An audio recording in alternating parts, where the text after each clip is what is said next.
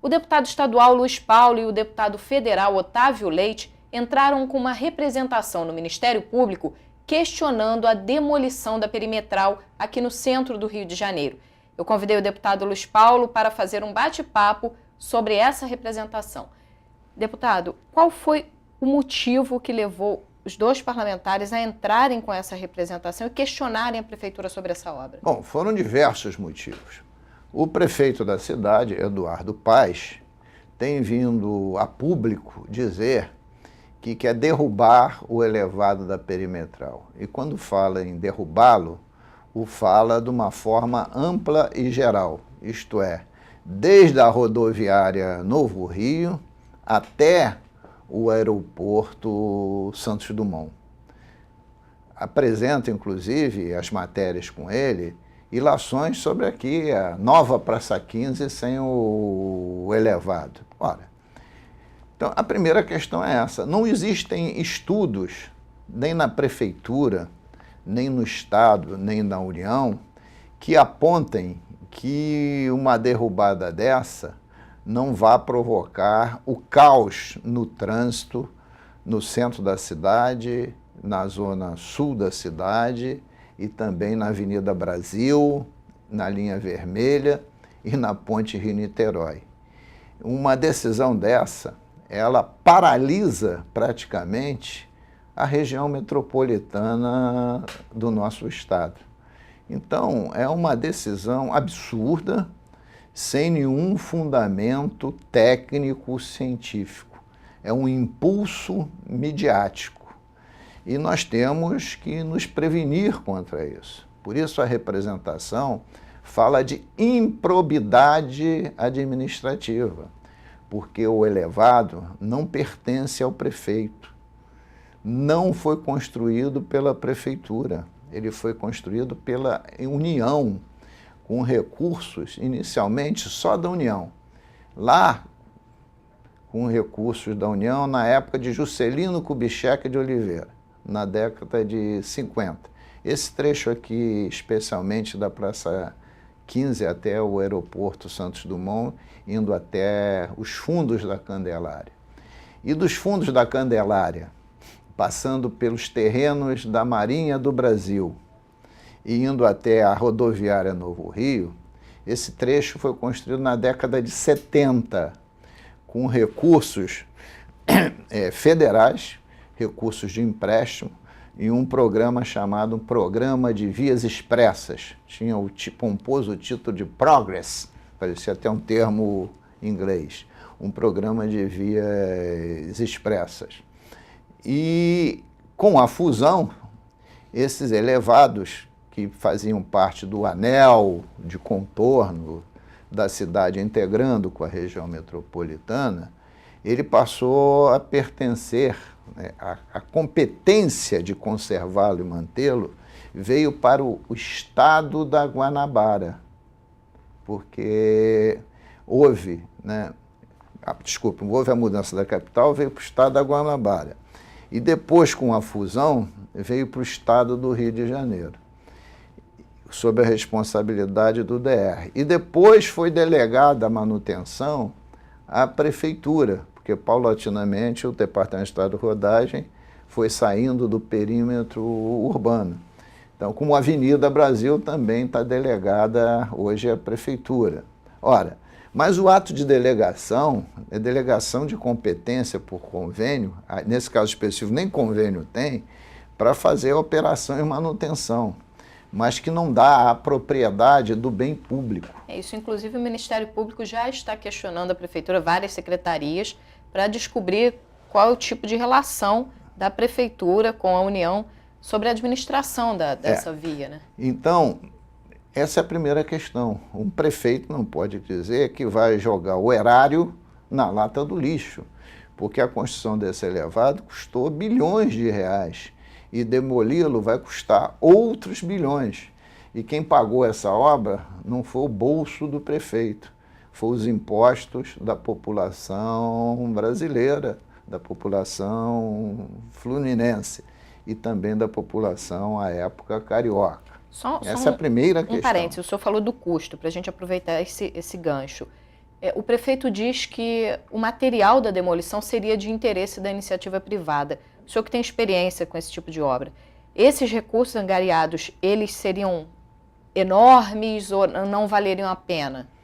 Olha só, na verdade, dizer que os destroços da demolição seria de interesse da iniciativa privada, pode ser que sim, porque você vai encontrar vigas de aço, que podem ser totalmente reaproveitáveis, você vai encontrar muito concreto e muito ferro dentro do concreto. São esses três tipos de materiais que tem: viga de aço, concreto e ferro dentro do concreto. Todos os materiais são recicláveis, mas existe um custo imenso de demolição e de transporte. Então, na verdade, a iniciativa privada tem interesse pelo material, não retorna R$1. Talvez você não pague o custo do transporte para o local que eles forem levar, só. E isso vai representar bilhões. Mas o mais grave é um impacto que vai dar isso na cidade. Se você entrar lá na internet, no www.portomaravilha.com.br, você tem acesso aos dados do projeto Porto Maravilha. Aí você encontra estudos de tráfego que a gente precisa analisar somente para um trecho do elevado, entre a Praça Mauá, para demolição de um trecho do elevado, entre a Praça Mauá e a rodoviária Novo Rio, e não nele todo. Ora, como é que de um estudo local você queira expandir essa decisão para o elevado como um todo?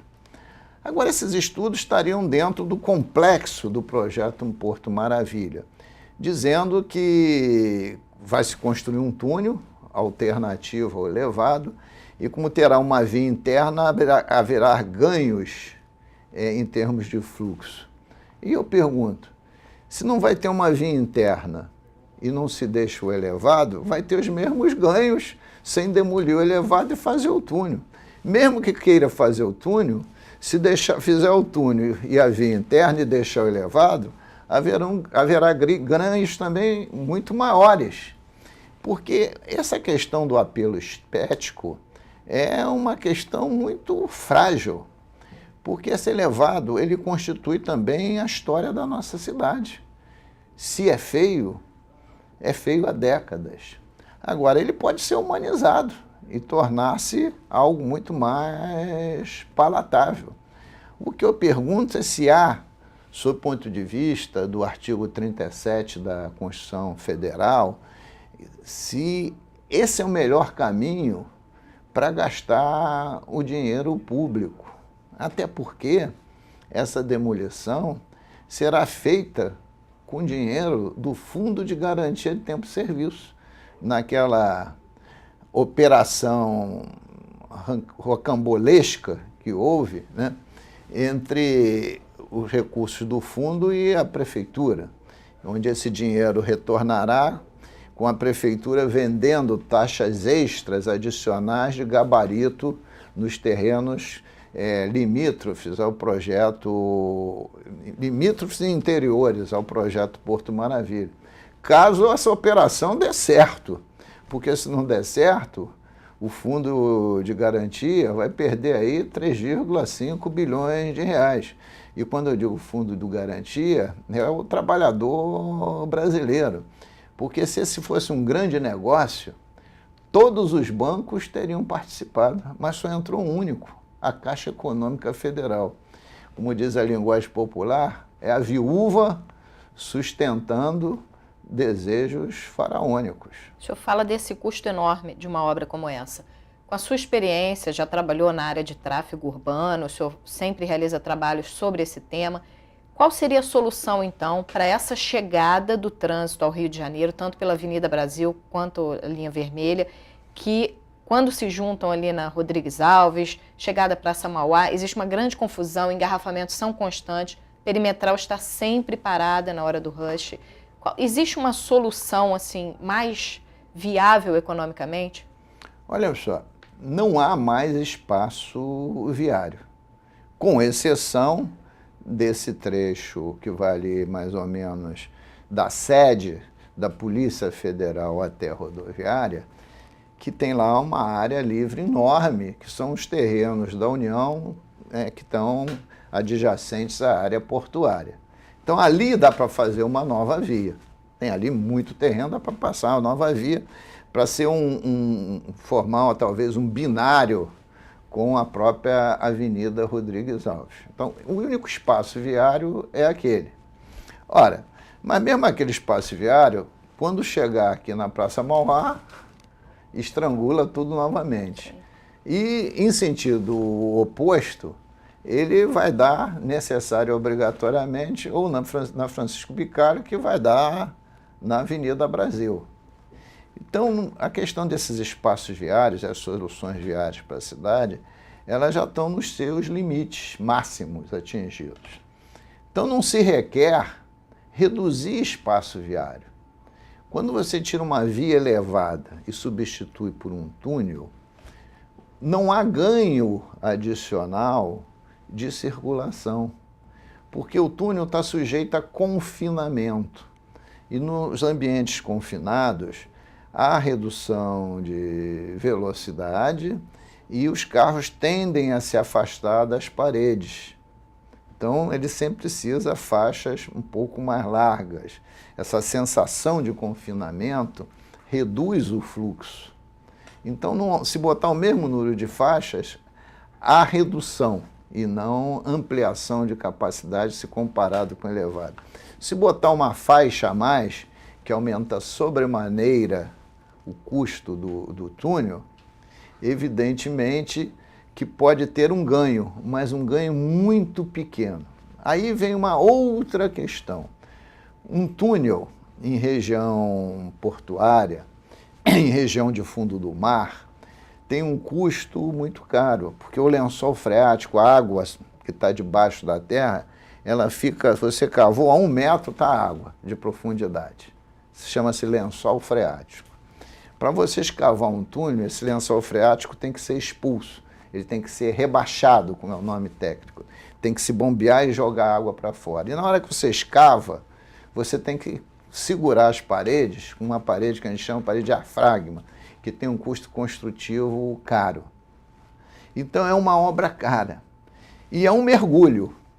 Em áreas abaixo no nível do mar, no período de chuvas intensas, se não tiver uma capacidade de bombeamento funcionando de uma maneira muito afinada, aquele túnel tende a ficar cheio d'água. Ou seja, é uma obra que deve estar muito bem projetada para evitar acidentes. Né? Vide aqui o próprio túnel da Praça 15, né? Que às vezes acontece esse problema. As escadas rolantes do túnel da Praça 15 não funcionam, porque não tem manutenção. Né? Então, não é um problema fácil, túneis urbanos de extensão grande. A gente tem visto isso em diversas partes aqui do nosso país. Fora que você ficar congestionado dentro do túnel exige ventilação forçada. Então, por si só, você já vê que os custos de manutenção são muito superiores do que numa via elevada. Para a iluminação, que precisa 24 horas por dia. 24 horas por dia de iluminação, e muitas vezes uma iluminação muito forte, né? Para você vem da luz para entrar no túnel, para na entrada do túnel, você tem que ter uma iluminação mais forte para gradativamente haver acomodação visual quando você vai para o interior do túnel. Então, tudo são custos adicionais, porque essa iluminação requer subestações, manutenção dessas subestações. Se tiver queda de energia, tem que ter gerador. Um túnel tem que ser operado, tem que ter reboques sempre à disposição para retirar os veículos que se acidentam. Tem a circulação de motos, que provoca, pelo descuido dos motores de carro, acidentam muito as motos. Então tem uma gravidade maior de problemas que não está se levando em conta. Parece que a questão é simples. Acaba-se o elevado e está solucionado o problema. Eu já ouvi o absurdo, né, de profissionais dizer assim, depois o trânsito se acomoda. Mas se acomoda aonde? Não tem mais onde se acomodar. Bom, eu queria continuar falando com o senhor no próximo bloco, a gente vai fazer um intervalo rapidinho. Daqui a pouco o Alerj Entrevista está de volta.